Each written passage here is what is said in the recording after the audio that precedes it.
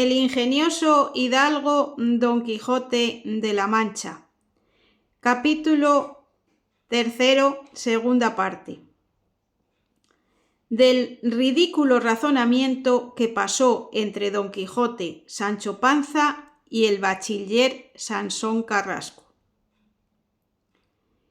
Pensativo, además, quedó Don Quijote esperando al bachiller Carrasco, de quien esperaba oír las nuevas de sí mismo, puestas en libro, como había dicho Sancho, y no se podía persuadir a que tal historia hubiese, pues aún estaba enjuta en la cuchilla de su espada la sangre de los enemigos que había muerto, y ya querían que anduviesen en estampa sus altas caballerías.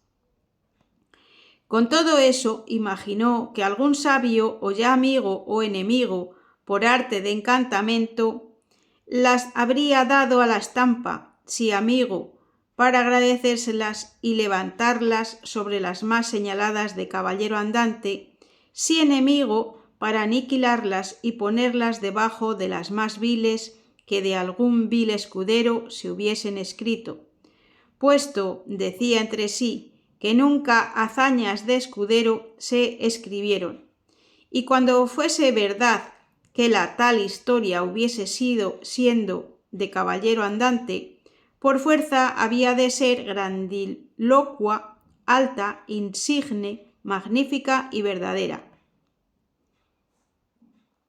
Con esto se consoló algún tanto, pero desconsolóle pensar que su autor era moro, según aquel nombre decide, y de los moros no se podía esperar verdad alguna, porque son embelecadores, falsarios y quimeristas.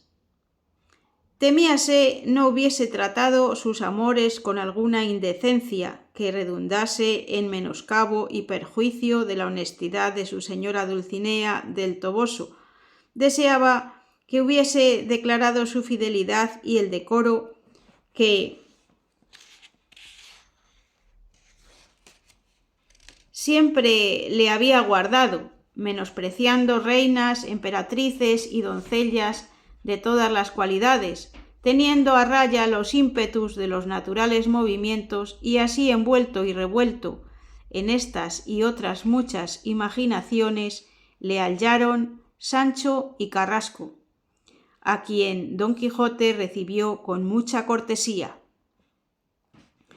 Era el bachiller, aunque se llamaba Sansón, no muy grande de cuerpo, aunque muy gran socarrón, de color macilenta, pero de muy buen entendimiento. Tendría hasta 24 años, carrirredondo, de nariz chata y boca grande, señales todas de ser de condición maliciosa y amigo de donaires y de burlas, como lo mostró en viendo a Don Quijote poniéndose delante de él de rodillas, diciéndole: «Deme vuestra grandeza las manos, señor Don Quijote de la Mancha, que por el hábito de San Pedro que he visto, aunque no tengo otras órdenes que las 4 primeras que es vuestra merced uno de los más famosos caballeros andantes que ha habido ni aún habrá en toda la redondez de la tierra. Bien hay Cide Hamete Bengelí, que la historia de vuestras grandezas dejó escrita y re bien haya el curioso, que tuvo cuidado de hacerlas traducir del arábigo en nuestro vulgo castellano para universal entretenimiento de las gentes». Hízole levantar Don Quijote y dijo: «De esta manera, verdad es que hay historia mía y que fue moro y sabio el que la compuso». «Es tan verdad, señor», dijo Sansón, «que tengo para mí que el día de hoy están impresos más de 12.000 libros de tal historia, si no, dígalo Portugal, Barcelona y Valencia, donde se han impreso, y aún hay fama que se está imprimiendo en Amberes, y a mí se me trasluce que no ha de haber nación ni lengua donde no se traduzca». Una de las cosas, dijo a esta sazón Don Quijote, que me debe de dar contento a un hombre virtuoso y eminente, es verse viviendo andar con buen nombre por las lenguas de las gentes, impreso, y en estampa, porque siendo al contrario ninguna muerte se le igualará. Si por buena fama y por buen nombre va, dijo el bachiller, solo vuestra merced lleva la palma a todos los caballeros andantes, porque el moro en su lengua y el cristiano en la suya tuvieron cuidado de pintarnos muy a lo vivo la gallardía de vuestra merced, el ánimo grande en acometer los peligros, la paciencia en las adversidades y el sufrimiento, así en las desgracias como en las heridas, la honestidad y continencia en los amores tan platónicos de vuestra merced y de mi señora doña Dulcinea del Toboso. Nunca, dijo a este punto Sancho Panza, he oído llamar con don a mi señora Dulcinea, sino solamente la señora Dulcinea del Toboso, y ya en esto anda errada la historia. No es objeción de importancia esa, respondió Carrasco. No, por cierto, respondió Don Quijote, pero dígame vuesa merced, señor bachiller, ¿qué hazañas mías son las que más se ponderan en esa historia? En eso, respondió el bachiller, hay diferentes opiniones como hay diferentes gustos. Unos se atienen a la aventura de los molinos de viento, que a vuesa merced le parecieron briareos y gigantes, otros a la de los batanes, a la descripción de los dos ejércitos que después parecieron ser dos manadas de carneros, aquel encarece la del muerto que llevaban a enterrar a Segovia, uno dice que a todas se aventaja la de la libertad de los galeotes, otro que ninguna iguala a la de los dos gigantes benitos con la pendencia del valeroso vizcaíno. Dígame, señor bachiller, dijo a esta sazón Sancho, ¿entra ahí la aventura de los yangüeses cuando a nuestro buen Rocinante se le antojó pedir cotufas en el golfo?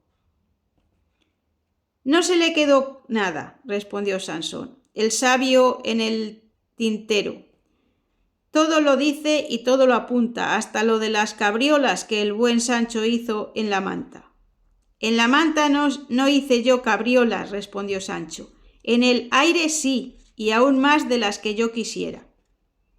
A lo que yo imagino, dijo Don Quijote, no hay historia humana en el mundo que no tenga sus altibajos, especialmente las que tratan de caballerías, las cuales nunca pueden estar llenas de prósperos sucesos.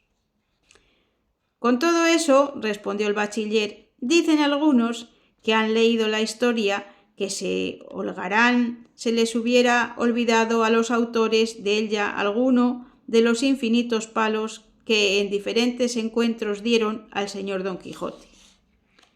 Ahí entra la verdad de la historia, dijo Sancho.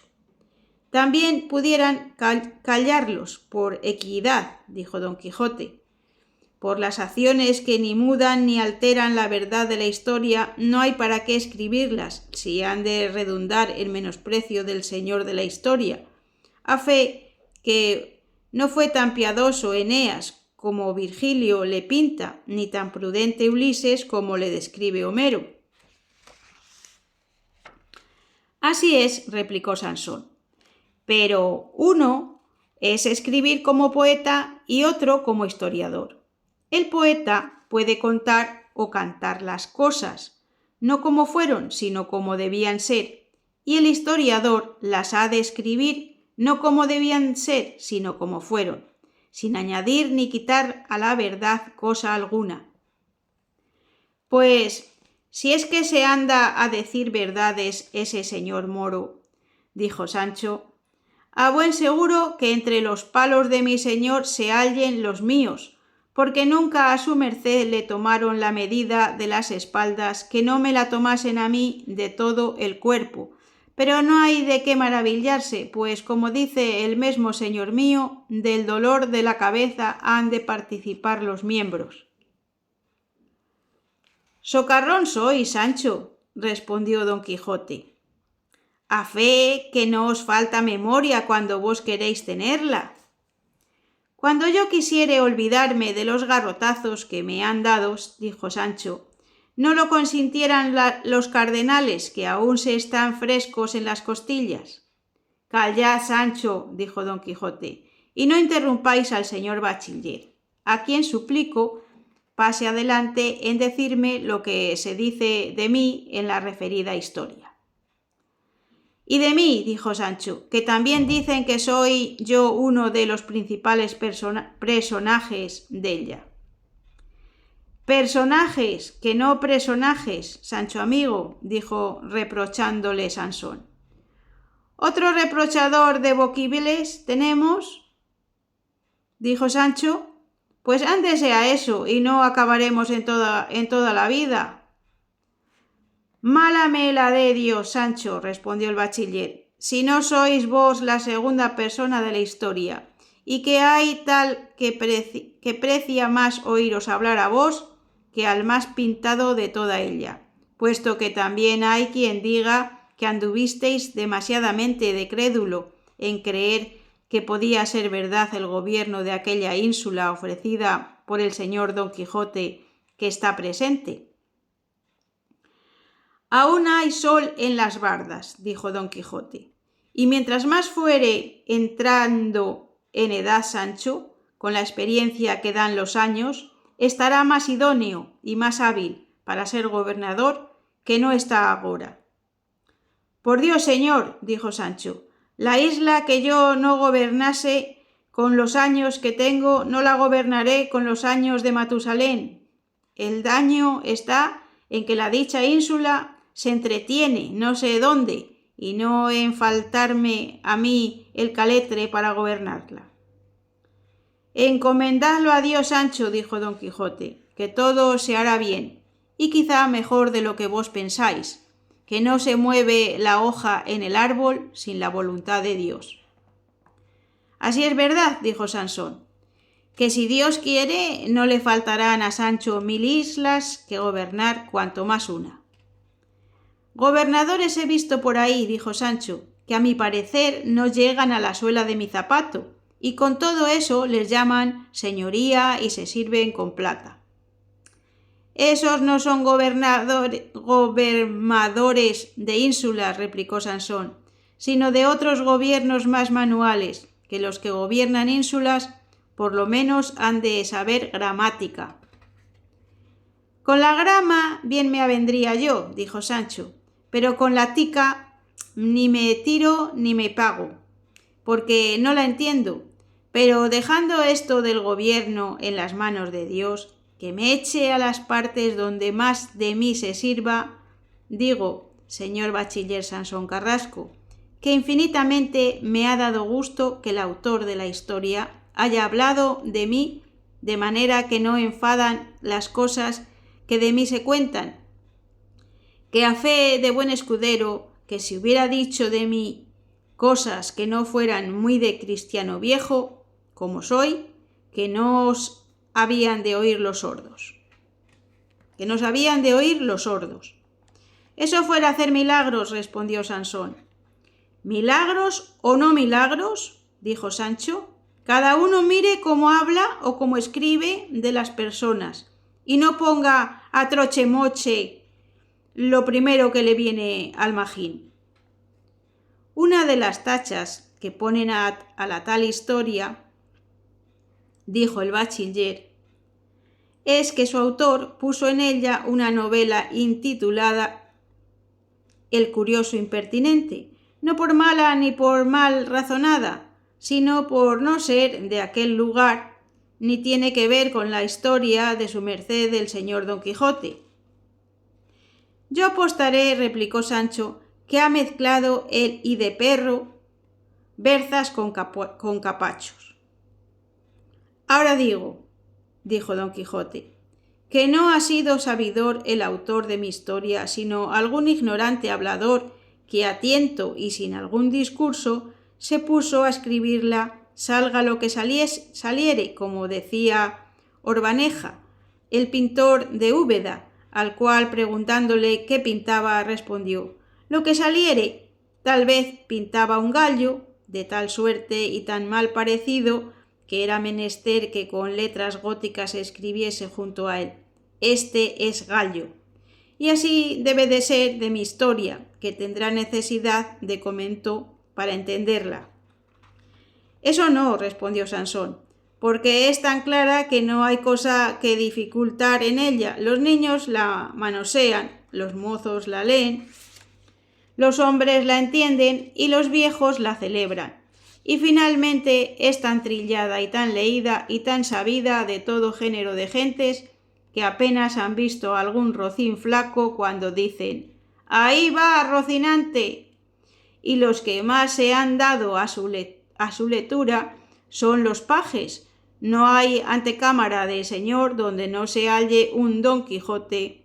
Unos le toman, si otros le dejan, estos le embisten y aquellos le piden. Finalmente, la tal historia es del más gustoso y menos perjudicial entretenimiento que hasta ahora se haya visto, porque en toda ella no se descubre ni por semejas una palabra deshonesta ni un pensamiento menos que católico. A escribir de otra suerte, dijo Don Quijote, no fuera escribir verdades, sino mentiras, y los historiadores, que de mentiras se valen, habían de ser quemados como los que hacen moneda falsa, y no sé yo qué le movió al autor a valerse de novelas y cuentos ajenos. Habiendo tanto que escribir en los míos, sin duda, se debió de atener al refrán de paja y de heno, etc. Pues en verdad que en solo manifestar mis pensamientos, mis suspiros, mis lágrimas, mis buenos deseos y mis acontecimientos, pudiera hacer un volumen mayor o tan grande que el que puedan hacer todas las obras del tostado. En efecto, lo que alcanzó señor bachiller es que para componer historias y libros de cualquier suerte que sean, es menester un gran juicio y un maduro entendimiento. Decir gracias y escribir donaires es de grandes ingenios. La más discreta figura de la comedia es la del bobo, porque no lo ha de ser el que quiere dar a entender que es simple. La historia es como cosa sagrada, porque ha de ser verdadera, y donde está la verdad está Dios. Y en cuanto a verdad, pero no obstante esto, hay algunos que así componen y arrojan libros de sí como si fuesen buñuelos. No hay libro tan malo, dijo el bachiller, que no tenga algo bueno.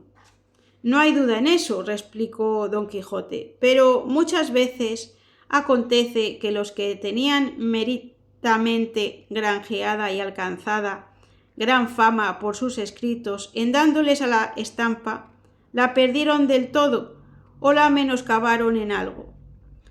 La causa de eso es, dijo Sansón, que como las obras impresas se miran despacio, fácilmente se ven sus faltas, y tanto más se escudriñan cuanto es mayor la fama del que las compuso.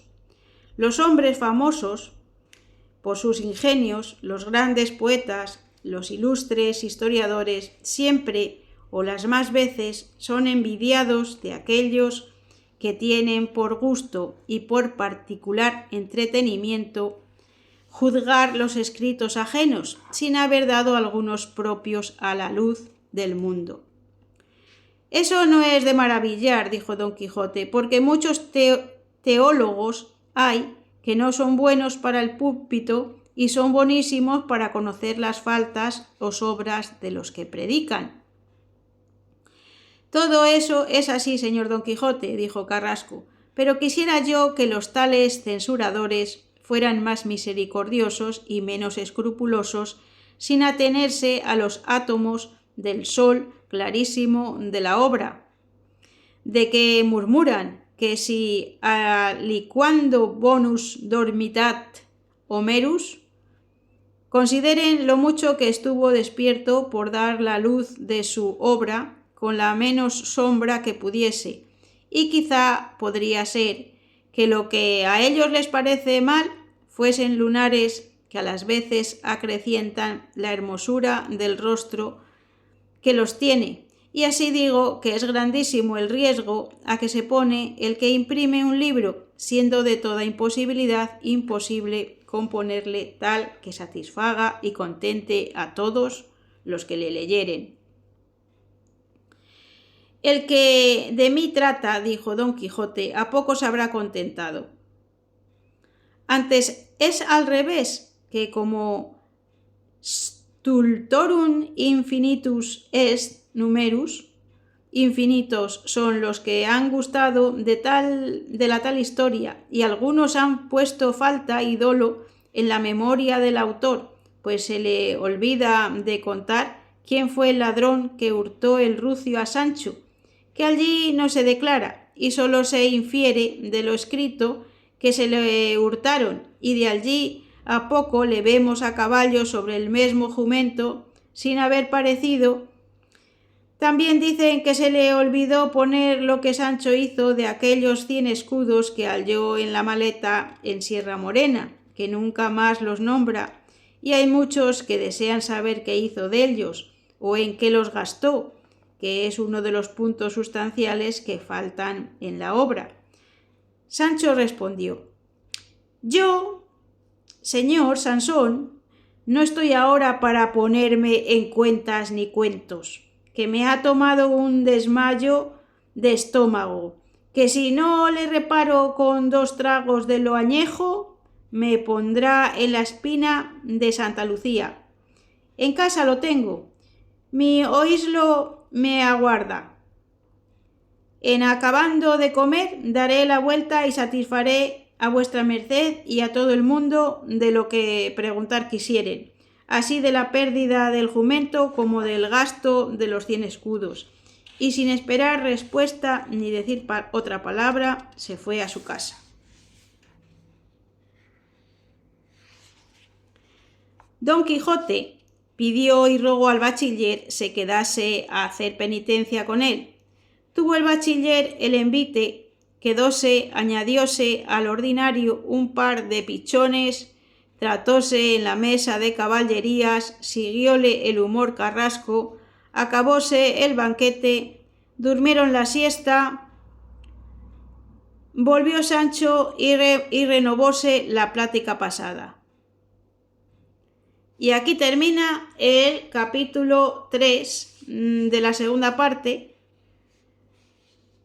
Y mañana podremos escuchar el capítulo 4, donde Sancho Panza satisface al bachiller Sansón Carrasco de sus dudas y preguntas con otros sucesos dignos de saberse y de contarse.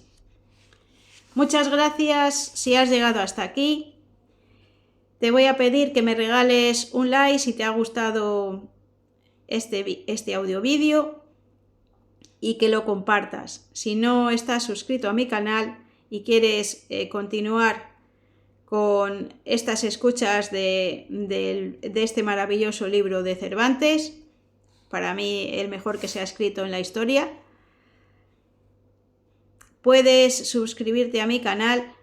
Sabes que eso es gratis, no te cuesta más que poner tu dedo ahí y pinchar ahí y ya estás suscrito y no te van a pasar ninguna cuenta, es totalmente gratis. Así que muchísimas gracias y nos vemos y nos escuchamos mañana en el capítulo 4, que seguramente va a estar divertido. Muchas gracias y que tengas un gran día, corazón. Adiós.